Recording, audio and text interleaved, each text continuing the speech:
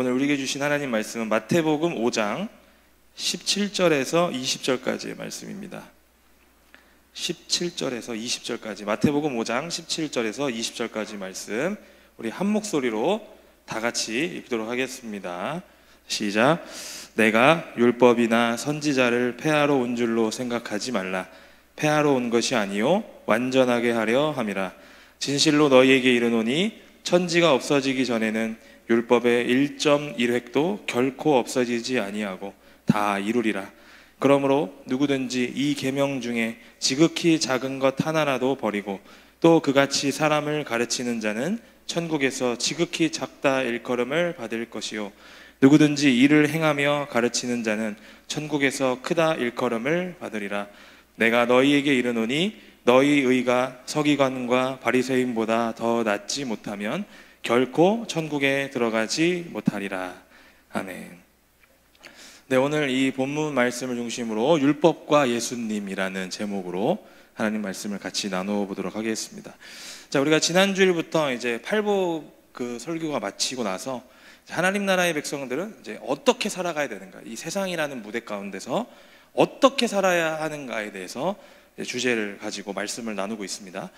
산상설교의 첫 부분은 팔복, 다시 말하면 하나님의 백성들은 어떤 모습을 갖추어야 하는가, 자격에 대한 것, 또 어떤 모습들에 대한 말씀들이 팔복이었던 것을 우리가 보았다면, 그 다음 본문부터는 이제 하나님의 백성들이라고 하는 자들, 즉 이제 팔복을 누리고 있는 자들은 세상 속에서 어떻게 살아가야 하는가에 대한 방법적인 부분들을 우리가 이제 보고 있다는 거예요.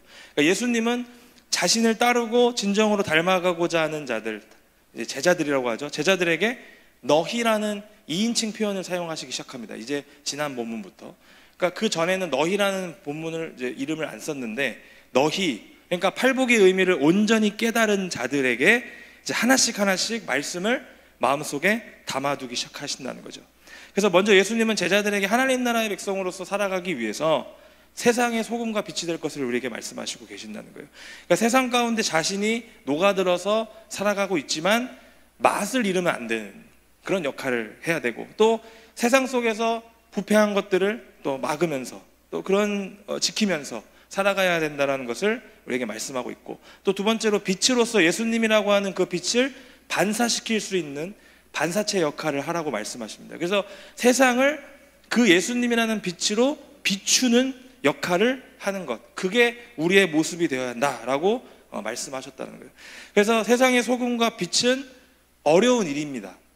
하지만 우리가 그것을 마음을 다해서 살아내는 것이 중요하다고 말씀드렸어요. 어려운 건 맞아요. 근데 그 어려운 거를 해보지도 않고 그냥 안 하는 사람과, 아니면 내가 어떻게든 그 세상의 소금과 빛으로서 살아가려고 하루라도 단 1시간이라도 노력해 보려고 하는 사람과는 차이점이 있다는 것을 우리는 기억해야 돼요. 그래서 날마다 우리가 다짐하고 결단할 수 있는 저와 여러분들 되기를 기원합니다. 자, 오늘 본문은 율법에 대한 말씀이 이제 나옵니다. 율법에 대한 새로운 어떤 해석에 대한 본문이 이제 오늘 우리가 읽은 본문인데, 이 본문은 산상설교라고 하는 5장에서 7장까지 전체적인 그 산상설교 전체의 맥락에서 볼 때 어떠한 역할을 하고 있는지부터 우리가 알 필요가 있어요. 자, 우리가 팔복을 통해서 예수님을 통해 새롭게 나타난 하나님 나라의 백성들은 어떤 자들이어야 되는지 말씀을 드렸어요. 그러니까 팔복은 하나님 나라의 백성이 갖춰야 될 기본적인 요소입니다. 자, 그리고 그들이 세상에서 어떻게 살아가야 하는지 그 모습이나 역할을 이제 소금과 빛이라는 그 사물을 통해서, 이제 비유를 통해서 우리가 알게 되었고요. 자, 오늘 본문은 그들이 세상 속에서 빛을 비추는 삶을 사는데, 그럼 그 정도 수준은 어느 정도 수준으로 나아가야 되는지 우리에게 말씀하고 있다는 거예요. 그러니까 더 나아가서 하나님 나라의 백성으로서 그 제자들이라고 하는 자들이 갖추어야 할 의의 수준, 어느 정도 수준까지 우리가 끌어올려야 되느냐에 대해서 우리에게 말씀하고 있다는 거예요. 다시 말하면 너희, 즉 예수님의 제자로서 살아가겠다고 하는 자들이 갖추어야 하는 하나님과의 바른 관계의 수준은 어느 정도 레벨이 되어야 되느냐, 레벨에 대한 말씀을 하고 있는 거예요. 자, 그렇다면 오늘 본문을 통해서 우리가 갖추어야 될 하나님 나라의 백성으로서 옛 언약이라고 불리는 구약 성경을 바라보는 그 관점은 어떠해야 되는지, 그러니까 율법을 바라볼 때 어떻게 바라봐야 하는지, 또 그리고 더 나아가서 우리가 하나님 나라의 백성으로서 의의 수준, 우리가 하나님과의 그 바른 관계의 레벨은 어느 정도 레벨까지 우리가 올라가야 하느냐에 대해서 오늘 본문을 중심으로 함께 나누어 보도록 하겠습니다. 첫 번째, 먼저 우리는 그리스도인으로서 구약 성경을 어떻게 바라봐야 하는지에 대해서 먼저 나누어 보고자 합니다. 오늘 본문 17절 18절 말씀을 다 같이 한번 읽어보도록 하겠습니다. 시작. 내가 율법이나 선지자를 폐하러 온 줄로 생각하지 말라. 폐하러 온 것이 아니요 완전하게 하려 함이라. 진실로 너희에게 이르노니 천지가 없어지기 전에는 율법의 1.1획도 결코 없어지지 아니하고 다 이루리라. 아멘. 자, 우리가 이렇게 신앙생활을 하다 보면 잘못된 생각을 가질 때가 있어요. 자, 구약 성경과 신약 성경이 있습니다. 우리가 성경책을 사보면 보통 여러분들 성경책은 구약 성경은 약간 네이비 색깔로 이제 돼 있을 것이고, 신약 성경은 약간 좀 자주 색깔 빛으로 돼 있는 경우들이 많거든요. 구분을 짓기 위해서 이렇게 보통 한 건데, 아무래도 우리가 구약, 신약이라는 걸 딱 떠올렸을 때 예수님이라는 분이 신약 성경에만 등장하지 않습니까? 자, 그러다 보니까 우리는 예수님을 믿는 사람이니까 구약 성경은 좀 등한시하거나 좀 굳이 읽지 않아도 되는, 그냥 건너뛸 수 있으면 좋겠다라는 마음으로 좀 대할 때가 있어요. 또 그리고 구약 성경 분량이 뭐 이렇게 많은지 모르겠어요. 신약은 짧잖아요. 그러니까 우리가 좀 통독하기도 좋아요. 신약은 제일 길어봐야 28장까지밖에 안 되거든요. 근데 막 10편, 150편 막 읽어봐. 미치거든요, 사실. 그러니까 내가 이걸 구약 성경 뭐 별로 중요하지도 않은 것 같은데 내가 통독하다가 구약에서 보통 넘어진단 말이죠. 그러니까 차라리 신약만 딱 읽으면 딱 정리가 된 것 같고, 예수님 말씀에 이렇게 다 빨강 색깔로 쳐져 있고 뭔가 더 메시지가 확확 다가오는데 등한시하게 되는 그런 상황이 생긴다는 거예요. 구약 성경이 그냥 어떤 옛날 이야기를 그치거나 또 이스라엘의 어떤 역사책으로 우리가 생각하는 경우도 있고, 또 이스라엘한테만 해당되는 이야기로만 여길 때가 있다는 거예요. 그러니까 이스라엘 계속 이스라엘만 등장하니까 나하고는 별 상관없을 것 같아, 이렇게 생각할 때가 있다는 거예요. 어차피 우리는 예수님을 그리스도로 믿는데 예수님이 등장하는 신약만 읽으면 되는 거 아닌가? 이런 생각들이 우리를 지배할 때가 있다는 거예요. 하지만 그렇지 않다라고 단호하게 말씀드릴 수 있습니다. 우리가 왜 굳이 구약과 신약을 나누어서 함께 보겠습니까? 둘 다 중요하고 필요하기 때문에, 무엇보다 둘 다 하나님의 말씀이기 때문에 우리가 그 말씀을 보는 거예요. 당시 유대인들, 이제 예수님이 활동하던 시기에는 우리가 읽는 성경과는 좀 다른 성경을 가지고 있었습니다.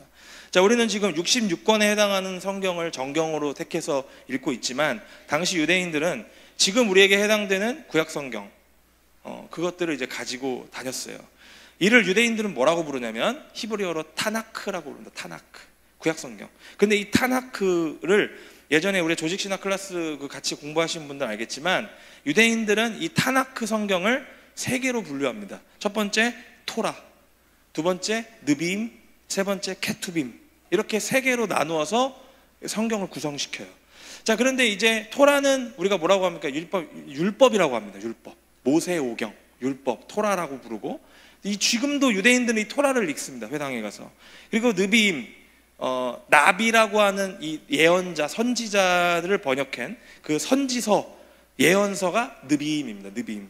그리고 케투빔은 우리가 흔히 성문서라고 부릅니다. 시편, 잠언, 전도서, 아가서, 이런 것들이 시가서라고 부르는데, 이 문서들이 이 케투빔이라는 거에 속해요. 이 타나크를 경전으로 유대인들은 읽었어요. 예수님도 당시에 이 타나크를 읽은 겁니다. 이제 회당에서 읽으셨던 것들이 아주 철저하게 하나님 말씀으로 이 타나크를 읽었어요. 자, 그런데 갑자기 예수님이라고 하는 사람이 나타나가지고 새로운 하나님 나라의 법을 선포하고 있는 게 아니겠습니까? 자, 그러면 어떤 생각이 드는가 하면은, 구약은 말 그대로 옛 언약이니까 폐기되고 이제 새로운 언약이 만들어진 것처럼 느껴진단 말이에요. 그러니까 이제 새 언약, 신약으로 살면 되는구나 라는 생각이 지배하기 시작했다는 거예요. 그래서 많은 사람들이 예수님을 오해하기 시작합니다. 아, 예수님이 오신 것은 이 타나크를 폐기해버리고 새로운 법을 선포하러 오신 분이시구나 라고 이렇게 생각했단 말이에요. 하지만 예수님은 오늘 본문에서 그 말씀을 전면적으로 부인하고 계셔요. 자, 우리가 읽은 17절에서 18절 말씀을 보시면 예수님은 뭐라고 하시냐면 율법이나 선지자를 폐하러 온 것이 아니다, 명확하게 얘기하시죠. 완전하게 하려 합니다 라고 우리에게 말씀하고 있습니다. 자, 여기서 우리는 이 말씀을 좀 이해하기 위해서는 두 가지를 좀 살펴볼 필요가 있는데, 하나는 뭐냐면 율법과 선지자가 뜻하는 것이 정확하게 어떤 것인지를 먼저 우리가 이해해 볼 필요가 있고, 또 다른 하나는 그럼 예수님이 폐하러 온 것이 아니라 완전하게 하려 합니다라고 하는 그 완전하게 했다라는 것의 뜻이 정확하게 뭔지를 우리가 좀 살펴볼 필요가 있다는 거예요. 자, 율법과 선지자는 구약 성경을 의미합니다. 타나크를 의미해요. 율법은 흔히 출애굽기, 레위기, 민수기 이 세 개의 성경에 나와 있는 하나님의 그 법, 모세를 통해서 우리에게 전해주신 그 법을 모아놓은 것이 율법이라고 부릅니다. 그래서 이것들은요, 총 세 가지로 분류를 시킬 수가 있습니다. 첫 번째, 십계명을 중심으로 한 도덕법이라고 불리는 법이 있어요. 그리고 두 번째, 사람들 사이에서 지켜야 할 재판법, 우리의 일반적으로는 민법이라고 부르는 민법이 있고요. 마지막으로 예배를 드리는 데 관련되어 있는 의식법이 있습니다. 그러니까 도덕법, 민법, 이 의식법 세 가지를 합친 게 율법이라고 불러요. 그래서 이 율법을 어떻게 이 사람들이 지켰냐면 그 있는 그 1.1획 히브리어 하나도 빼놓지 않고 다 지켰다라는 것을 우리가 알 수 있고, 또 두 번째, 선지자는 예언서를 뜻하는 겁니다. 그런데 여러분 잘 생각해 보세요. 당시에 구약에서 활동하던 이 많은 선지자들이 하나님의 말씀을 대언할 때 그냥 아무 말이나 했습니까? 아니에요. 율법을 중심으로 사람들을 가르쳤고 선포했고 적용시켰어요. 해석을 했어요. 자, 그렇다 보니까 율법과 선지자는 정확하게 말하자면 어떤 거냐면 하나님께서 이스라엘 백성들, 다시 말하면 하나님 나라의 백성으로 살아야 하는 자들에게 주신 말씀이라고 볼 수 있다는 거죠. 그러니까 율법과 선지자는 하나님의 말씀이라고 우리가 통틀어서 생각해 볼 수가 있는 거예요.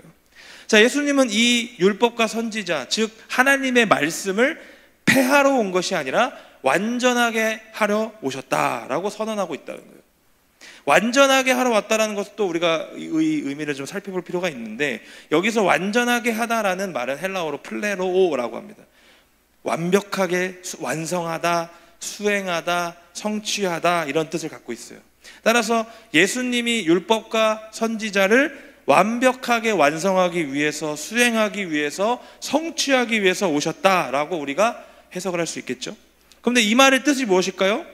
율법의 모든 법들, 도덕법, 민법, 의식법, 그리고 선지자들이 선포하고 가르치고 적용시키고 해석했던 모든 하나님의 말씀들을 예수님 자신이 성취하기 위함이라는 것이죠. 이렇게 우리가 해석을 할 수 있다는 거예요. 즉 완전히 순종한다라는 말을 의미하고 있다는 거죠. 예수님은 구약 성경에 기록된 모든 하나님의 말씀을 몸소 순종하시고 몸소 성취하신 분이시다는 거죠. 하나님과의 지켜야 할 법, 사람 사이에 지켜야 할 법, 심지어 이스라엘 백성들에게 알려주신 그 제사법도 몸소 순종하시고 우리에게 보여주신 분이시다. 이렇게 우리가 볼 수 있다는 거죠. 이것을 어려운 말로 뭐라고 하냐면 신학적인 용어로 예수 그리스도께서 단번에 그리고 영구히 완전히 성취하신 사건, 다시 말하면 구약 성경은 예수 그리스도의 오실 모형과 예언이다, 이렇게 우리가 보통 표현한다는 거죠. 로마서 5장 14절 말씀 다 같이 읽겠습니다. 그러나 아담으로부터 모세까지 아담의 범죄와 같은 죄를 짓지 아니한 자들까지도 사망이 왕 노릇하였나니 아담은 오실 자의 모형이라. 그리고 계속해서 히브리서 8장 5절 말씀입니다. 그들이 섬기는 것은 하늘에 있는 것의 모형과 그림자라. 모세가 장막을 지으려 할 때에 지시하심을 얻음과 같으니 이르시되 삼가 모든 것을 산에서 내게 보이던 본을 따라 지으라 하셨느니라. 아멘. 자, 이게 무슨 말이냐 하면 여러분들 이 말씀만 봐서는 이해를 못할 수 있어요. 자, 구약 성경에서 말씀하고 있는 모든 것들은 다 예수님의 모형이자 그림자라는 이야기입니다. 근데 그게 뭐냐면 한 사람의 죄로 말미암아 죄가 온 인류에게 들어왔듯이 한 사람의 의로 말미암아 온 인류에게 의가 들어올 것이다. 다시 말하면 아담이 죄 짓는 과정도 예수님께서 우리에게 구원을 주시는 과정과 일치한다는 거죠. 모형이라는 거예요. 자, 그리고 모세를 통해서 전해주신 성막, 그리고 더 나아가서 솔로몬 시대의 성전, 그 외부와 내부에 담겨져 있는 모든 것들이 다 뭐예요?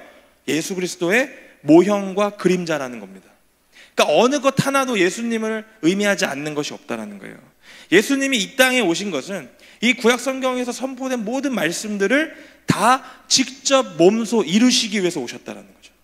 예수님은 이렇게 선포된 하나님의 말씀을 모두 순종하심으로써 완전하게 하셨다라고 우리가 이해할 수 있다는 거예요. 그런 삶을 사셨다는 거예요. 예수님의 삶 자체가 곧 율법을 하나하나 완성시키는 과정이었다라고 우리가 이해할 수 있다는 것이죠. 여러분, 우리 사람들 중에서는 지금까지 그 어떤 사람도 구약의 율법을 다 지킨 사람이 없었어요. 다 넘어지고 다 죄짓고 다 쓰러져요. 하지만 오직 예수님만이 율법을 완전하게 지키시고 순종하셨다는 거죠. 예수님은 겉으로 보여지는 어떤 형식을 지키신 것만이 아니라 율법 안에 담겨져 있는 하나님의 그 참된 의미를 지키셨다라는 사실을 우리는 기억해야 된다는 거죠. 18절 말씀은 예수님께서 왜 율법이나 선지자를 폐하러 오신 것이 아닌지 그 이유에 대해서 우리에게 말씀하고 있습니다. 왜 그러냐면 17절과 18절 사이에는 우리가 읽는 성경에는 이런 말이 없습니다만은 생략이 된 말이 있어요. 왜냐하면 이라는 말이 생략되어 있습니다. 지금 따라서 18절이 17절 말씀의 이유가 돼요. 예수께서 율법과 선지자를 왜 폐하러 오신 것이 아닐까요? 그 이유는 무엇이냐? 천지가 없어지기 전에는 율법이 없어지지 않고 다 이룰 것이기 때문입니다 라고 이야기할 수 있는 거죠. 다시 말하면 이 세상의 끝이 다가온다 할지라도, 종말이 온다 할지라도 율법은 여전히 우리 삶 가운데 유효하기 때문에 없어지지 않을 것이다 라는 말씀이 된다는 거예요. 여러분, 율법은 어떤 기능을 하냐면 사람으로 하여금 죄를 깨닫게 합니다. 율법이 없으면 우리가 죄를 지었는지 안 지었는지 몰라요. 그래서 죄를 깨닫게 해요. 여전히 주님께로 돌아오지 못한 자들에게 율법은 여전히 유효하고 필요성이 있는 거라는 거죠. 그리고 이 율법은 또 어떻게 하느냐? 하나님께서 심판할 수 있는 기준이 됩니다. 왜냐? 이러한 율법은 이러한 일점도 결코 없어지지 않고 다 이루어지는 그런 말씀이기 때문에 그렇다는 거예요. 이 율법은 하나님의 변하지 않는 진리의 말씀이다 이렇게 말씀하고 있는 것이죠. 따라서 오늘을 살아가는 우리 그리스도인들, 예수님의 제자가 되려고 하는 우리들은 어떻게 살아야 되느냐? 구약 성경을 어떻게 생각해야 되느냐? 우리 주님이 직접 몸소 순종하시고 성취하신 하나님의 영원한 말씀이라는 것을 우리가 깨달아야 된다는 거죠. 그리고 이 안에 담겨져 있는 진정한 의미를 발견하고자 우리는 노력해야 됩니다. 자, 예수님이 왜 이렇게 말씀하셨을까? 예수님이 왜 이렇게 행동하셨을까? 예수님이 왜 이렇게 죽으셔야만 했을까? 이런 여러 가지 신앙생활 하면서 드는 의문점들을, 이 문제들 앞에 우리의 삶이 놓여져 있을 때 우리는 이 구약 성경을 통해서 깨달을 수 있는 거예요. 아, 예수님이 왜 이렇게 죽으셨는지 율법에 보면 나와 있거든요. 예수님이 왜 이렇게 말씀하셨는지 율법에 보면 나와 있다는 거예요. 따라서 우리는 예수님은 구약을 폐하러 오신 분이 아니라 완전히 순종하심으로 말미암아 율법의 참된 의미를 우리에게 성취하신 분이라는 것을 우리는 기억해야 됩니다. 우리도 구약에 담겨진 진정한 의미를 우리 삶에서, 우리의 내면 가운데서 깨닫고 행동으로까지 순종할 수 있는 자들이 되어야 할 줄로 믿습니다. 우린 그런 사람으로 서야 된다는 거예요. 자, 그렇다면 우리가 하나님 나라의 백성으로서 예수님처럼 율법을 하나님의 말씀으로 지키면서 이렇게 순종해야 하는 것들은 이제 알겠습니다.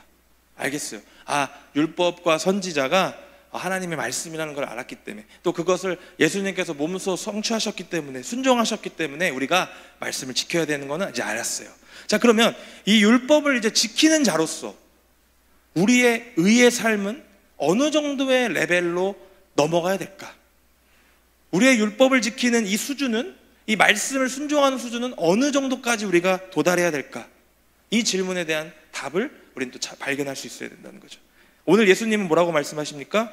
우리에게 서기관과 바리새인보다 더 높은 수준의 의를 가지라고 요구하고 계신다는 거예요. 자, 19절 20절 말씀 다 같이 읽겠습니다. 시작. 그러므로 누구든지 이 계명 중에 지극히 작은 것 하나라도 버리고 또 그같이 사람을 가르치는 자는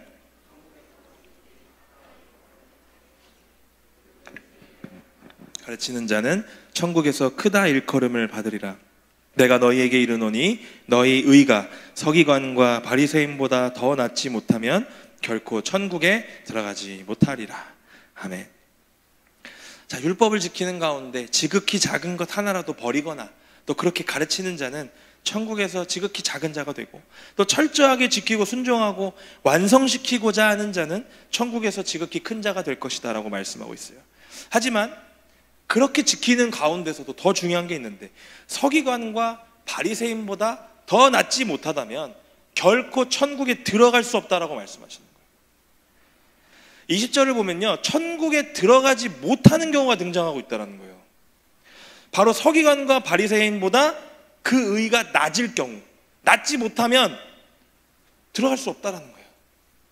다시 말하면 율법을 지키는 가운데 더 중요한 것은 무엇이냐 하면, 서기관과 바리새인들이 율법을 대하는 어떤 내면의 자세나 태도보다 그 위에 있어야 된다는 겁니다. 더 높은 수준의 하나님과의 관계를 맺기 위한 노력이 있어야 된다는 거예요.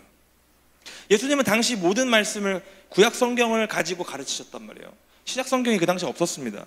그런데 그 구약 성경을 그대로 문자적으로 그대로 지키고 있던 서기관들이나 바리새인들의 가르침과는 또 완전히 반대였단 말이에요. 아이러니하지 않습니까? 예수님은 이 구약 성경을 가지고 가르치셨는데 그 말씀을 누구보다 순종하고 지키려고 노력했던 그 서기관과 바리새인들의 가르침이랑은 또 반대였단 말이에요. 이건 뭐냐면, 서기관들과 바리새인들이 율법을 대하는 태도에 대한 문제로 말미암은 거라는 것이죠. 여러분, 당시 서기관들과 바리새인들은 아주 철저하게 율법을 지켰습니다. 하지만 이들에게 단점이 하나가 있었어요. 모자란 점이 있었어요. 그게 뭐였냐면, 자기들 마음대로 율법에 수정을 했습니다. 율법을 바꿨어요. 추가 규정을 만들었습니다. 마음이 어떤 것은 중요하지 않았고 행동에만 그쳤다라는 거예요. 이 모든 것은 하나님의 영광을 위해서 율법을 지킨 것이 아니라 자기 자신을 높이는 수단으로 율법을 사용했다는 거예요. 이들에게 율법은 그저 자신의 권위를, 자신의 행동을 합리화시키는 데에 그쳤던 수준이란 말이에요. 그 더 높은 하나님과의 관계를 뜻하는 것이 아니라 자기에게 그쳤다는 겁니다. 그래서 예수님은 이렇게 율법을 대하던 서기관들과 바리새인들에게 말씀하시죠. 마태복음 23장 27절 말씀 우리 다 같이 한번 읽어보겠습니다. 시작. 화 있을진저 외식하는 서기관들과 바리새인들이여, 회칠한 무덤 같으니 겉으로는 아름답게 보이나 그 안에는 죽은 사람의 뼈와 모든 더러운 것이 가득하도다. 아멘. 마태복음 23장은 이제 7화라고 하는 본문이 나와요. 화 있을진저가 17번 이제 등장하는데, 다 서기관들과 바리새인들에게 화를 선포하세요. 왜 화를 선포하시냐? 회칠한 무덤이기 때문에. 뭐냐? 겉으로는 아름답게 보여. 니네 말씀을 지키는 것이, 니네 신앙생활하는 모습이 겉으로는 아름답게 보이지만 그 안을 들여다보면 죽은 사람의 뼈와 모든 더러운 것이 가득한 존재들밖에 안 된다는 거예요.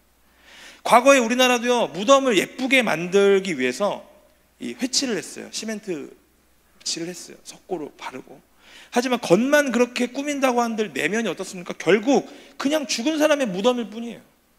그러니까 무슨 말이냐면, 서기관들과 바리새인 역시 이런 신앙을 가진 삶이었다는 말입니다. 내면보다는 겉으로만 신경을 쓰는 신앙이었던 거예요. 오직 자신만을 위한 삶을 살았던 존재라는 것이죠. 마태복음 23장 23절 말씀 또 다 같이 읽겠습니다.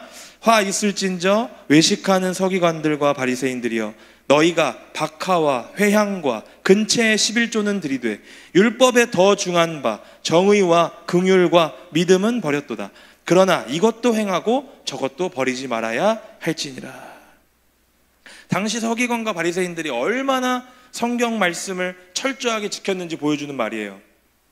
11조를 드릴 때 박하와 회향과 근체의 11조는 드렸지만 그것보다 더 중요한 마음, 정의와 긍휼과 믿음은 없었다는 거예요. 모든 종교의식과 예배를 아주 엄격하게 지킨 사람이었지만 그 내면은 아무것도 없는 빈 껍데기였던 거라는 거죠.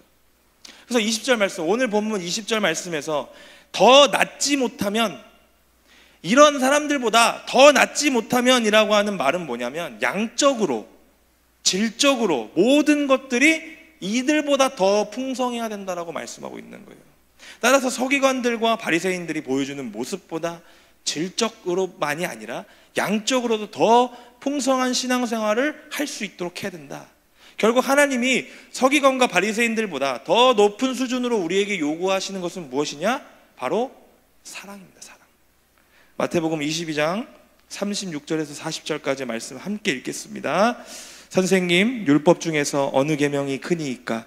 예수께서 이르시되 내 마음을 다하고 목숨을 다하고 뜻을 다하여 주 너의 하나님을 사랑하라 하셨으니 이것이 크고 첫째 되는 계명이요 둘째도 그와 같으니 내 이웃을 내 자신같이 사랑하라 하셨으니 이 두 계명이 온 율법과 선지자의 강령이니라. 하나님을 사랑하고 이웃을 사랑하는 것, 이 두 가지의 계명이 온 율법과 선지자, 즉 성경에서 말씀하고 있고 우리에게 요구하시는 최고 수준의 의라는 겁니다. 이게 결국엔 예수님께서 우리에게 요구하시는 의예요. 사랑입니다. 사랑.